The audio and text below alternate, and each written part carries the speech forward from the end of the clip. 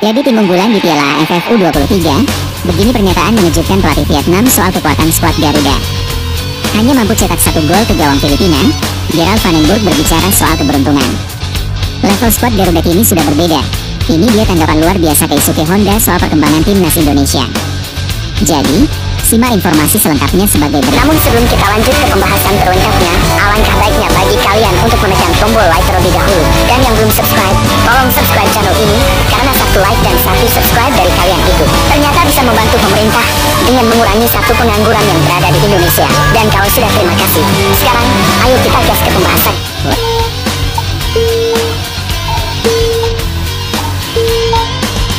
Pelatih timnas U23 Indonesia, Gerald Van den Burg, tak menampik jika kemenangan tim asuhannya atas timnas Filipina dinaungi keberuntungan. Ya, sebagaimana yang diketahui, timnas U23 Indonesia melanjutkan tren positif di grup A ASEAN U23 Championship 2025. Skuad Garuda Muda berhasil menang 1-0 atas Filipina pada pertandingan yang digelar di Stadion Utama Gelora Bung Karno, malam kemarin. Gol semata wayang Indonesia lahir dari gol bunuh diri pemain Filipina, Jaime Rosquillo, pada menit ke-23. Gol tersebut bermula dari lemparan ke dalam yang dilakukan Robby Darwish di sisi kiri penyerangan timnas U23. Tentu, hasil ini menempatkan Garuda Muda berada di puncak klasemen sementara grup A Piala AFF U23 2025 dengan koleksi 6 poin. Mengomentari kemenangan ini, Gerald Van den Burg menilai Kadek Arel dan kawan-kawan sudah menampilkan performa terbaik. Bahkan, seharusnya bisa mencetak 4 hingga 5 gol ke gawang Filipina. Namun, hasil ini tetap disyukuri oleh pelatih asal Belanda itu meski tak luput dari keberuntungan. Dalam pertandingan, memang kadang ada keberuntungan. Sebelumnya kami mencetak 8 gol, hari ini sebenarnya kami bisa mencetak 4-5 gol.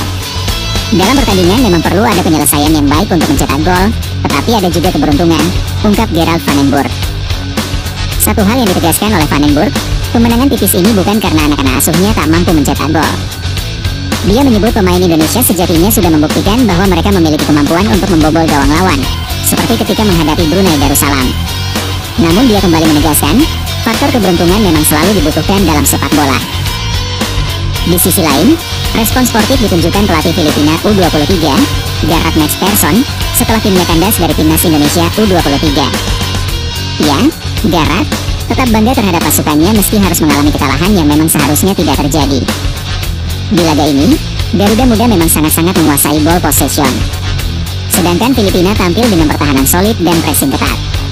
Kemudian, ketika menguasai bola, dua tim sama-sama menerapkan serangan yang cepat dan tajam. Hal itulah yang membuat Gareth McPherson merasa bangga, karena timnya mampu membuat timnas Indonesia kerepotan. Dan tentu, ini adalah sebuah perkembangan positif yang ditunjukkan pasukan The Ascals. Kami bangga, tapi di sisi lain kami juga merasa kecewa karena gagal mendapatkan poin dari pertandingan hari ini. Jadi setelah ini kami akan kembali latihan, recovery, dan persiapan menghadapi pertandingan selanjutnya. Saya yakin bahwa pertandingan ini adalah bukti kualitas para pemain. Sikap mereka luar biasa dan mereka sudah menunjukkannya malam ini, dan itu alasan saya bangga pada mereka semua.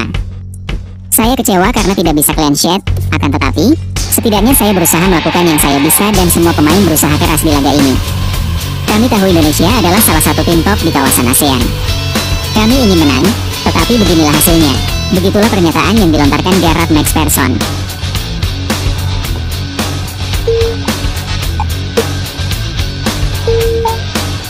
Baru-baru ini, salah satu legenda tim nasional Jepang, yakni Keisuke Honda, memberikan penilaian terhadap perkembangan sepak bola tanah air, terkhusus timnasnya.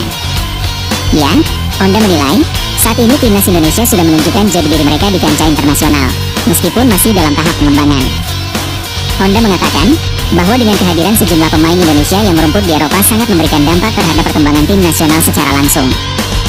Melihat program naturalisasi yang gencar dilakukan oleh Persatuan Sepak Bola Seluruh Indonesia, mantan pemain AC Milan tersebut mengaku bahwa tak masalah dengan adanya program tersebut. Menurutnya, selama itu tidak melanggar kebijakan, maka program tersebut harus terus didukung jika memang sudah terbukti hasilnya. Jadi saya rasa, Indonesia bisa dikatakan berhasil di tim nasional karena kalian mempunyai pemain timnas yang baru. Para pemain diaspora membagikan pengalaman mereka kepada pemain lokal. Jadi, menurut saya, itu alasan mengapa bisa Indonesia sukses. Saya rasa harus mendukung program ini, di mana program yang melakukan pencarian pemain internasional untuk bermain di tim nasional Indonesia. Saya rasa ini adalah momentum yang sangat baik untuk penggemar Indonesia, ungkap Keisuke Honda. Tentu, apa yang dikatakan Honda ini memang benar adanya. Namun sayang, para pemain diaspora ini mulai tergoda untuk melanjutkan karirnya di Liga Wakanda. Jelas, para pemain yang memutuskan berkarir di Liga 1, khususnya yang masih muda, seakan lupa bahwa tujuan awal mereka dinaturalisasi untuk meningkatkan kualitas. Jelas, jika para pemain ini tampil di tanah air, maka bisa dikatakan kualitas mereka sudah sama dengan para pemain lokal yang lain.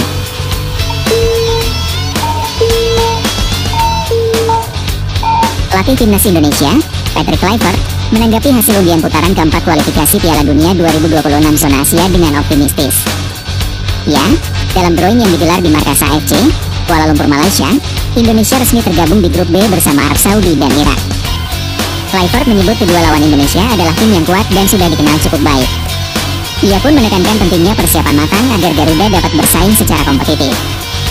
Terkait strategi, pelatih asal Belanda itu menyatakan tim pelatih akan bekerja keras menganalisis calon lawan dan menyiapkan sistem permainan untuk menghadapi keduanya.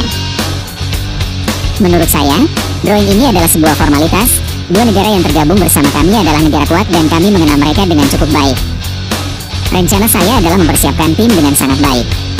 Lalu akan menganalisis Arab Saudi dan Irak secara spesifik, melihat sistem permainan mereka, serta menyiapkan sistem permainan kami sendiri untuk menghadapi mereka. Kami ingin tampil sekompetitif mungkin demi meraih hasil terbaik, ungkap Patrick Kluivert. Menatap ronde keempat, Timnas Indonesia dipastikan akan menjalani laga uji coba pada September 2025 melawan Kuwait dan Lebanon di Surabaya. Dua negara tersebut dipilih untuk menyesuaikan diri sebelum mengikuti ronde 4, kualifikasi Piala Dunia 2026. Di mana, rencananya, lokasi pertandingan tersebut berada di Timur Tengah.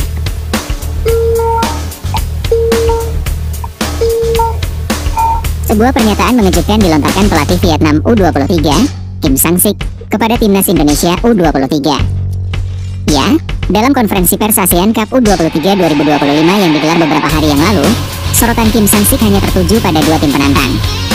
Di matanya, dua tim tersebut merupakan rival sesungguhnya Vietnam dalam perburuan gelar juara turnamen Piala AFF U23 ini. Ya, dua tim yang dimaksud Kim Sang-sik adalah Thailand dan Indonesia, tim dengan masing-masing keunggulan dan kekuatan yang dimiliki. Thailand dinilai memiliki para pemain dengan kemampuan individu yang sangat baik, sedangkan Indonesia kuat secara fisik. Ya, hanya itu yang diwaspadai Kim Sang-sik perihal kekuatan timnas U23 Indonesia di ASEAN Cup U23 2025 ini. Pelatih asal Korea Selatan itu seolah tak memandang Indonesia sebagai tuan rumah, yang sudah pasti mendapat banyak dukungan. Faktor supporter bisa menjadi pembeda yang sangat menentukan, apalagi jika Indonesia bermain di kandang sendiri. Sesuatu yang mungkin tidak diperhitungkan Kim Sang-sik, bagaimanapun itulah pandangannya terhadap Indonesia. Thailand memiliki banyak pemain dengan kemampuan individu yang sangat baik, sementara Indonesia menonjol dengan kekuatan fisik yang kuat. Mereka adalah dua lawan yang tangguh dan akan bersaing ketat untuk memperebutkan gelar juara ASEAN Cup U23 tahun ini, ungkap Kim Sang-sik. Terlepas dari itu, Kim Sang-sik merasa senang telah diberi kesempatan memimpin skuad Vietnam di ASEAN Cup U23.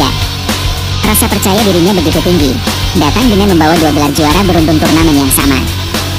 Ia memastikan anak asuhnya akan menampilkan performa dan hasil terbaik di ASEAN Cup U23 tahun ini. Saya merasa sangat senang bisa bersama tim yang berpartisipasi di turnamen ini. Timnas U23 Vietnam telah memenangi kejuaraan 2 kali sebelumnya, jadi kami juga merasakan sedikit tekanan. Namun seluruh tim akan berusaha sebaik mungkin dan berlatih sekerasnya untuk meraih hasil terbaik di turnamen ini, jelas Kim Sang-sik.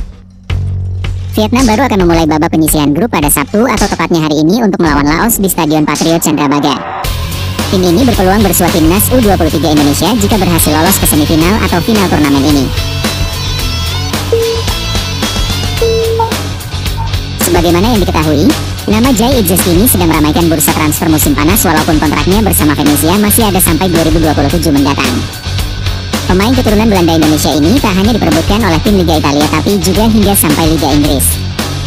Tercatat sejumlah klub ingin menggunakan jasa bek kelahiran 2000 ini. Dari mulai tim promosi Serie A Pisa, Udinese, Fiorentina, Leeds hingga tim Inggris, Aston Villa ingin membawa Jai Idzes. Tak sedikit yang sudah melakukan komunikasi awal baik dengan Jai Idzes maupun dengan klub. Namun Venezia mematok harga tinggi bagi Jai Idzes sampai harga 10 juta euro atau setara dengan 190 miliar. Angka tersebut membuat klub yang tertarik padanya harus tarik ulur untuk memastikan keyakinannya untuk membawa Jai Idzes dari Venezia. Namun nasib kapten timnas Indonesia Jai Idzes harus ditentukan sebelum tanggal 30 Juli 2025 mendatang. Hal ini karena Venezia akan melakukan launching tim untuk menatap Serie B 2025-2026. Dilansir dari laman resmi klub, Venezia akan memperkenalkan secara resmi tim, jajaran pelatih hingga jersey anyar mereka di Venezia, Rabu, 30 Juli 2025 mendatang. Untuk itu, pemain yang akan diperkenalkan adalah pemain yang benar-benar memperkuat klub musim depan.